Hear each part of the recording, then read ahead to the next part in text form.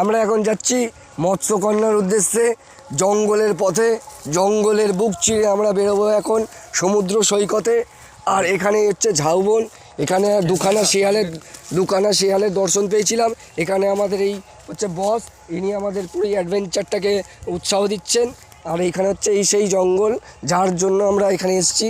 ও দুখানা শিয়ালের দেখা পেয়েছি। বলছিল এখানে বাঘ থাকলেও থাকতে পারে, কিন্তু আমরা খুঁজে পাইনি।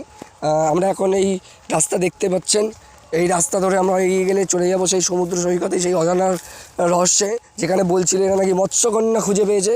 আমরা দেখতে পাচ্ছি আমাদের ভাগ্য যদি ভালো লাগে তাহলে সেই মৎস্যকন্যার দর্শন আমরাও পাবো। আর আমাদের তো স্যারকে চেনে নিই, স্যার রয়েছে আমাদের সাথে, সেই মৎস্যকন্যার ওপরে অনেক কিছু দিয়েছেন তথ্য।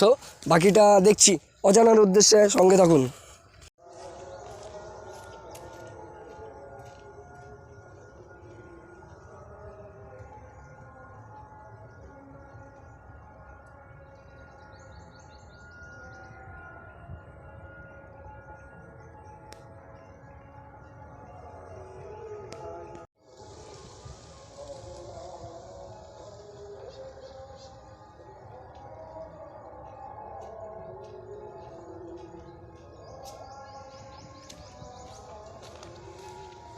সমুদ্র সৈকতের কাছাকাছি আমাদের স্যার এগিয়ে চলেছেন সেই মৎস্যকন্যা রহস্য ভেদ করার জন্য।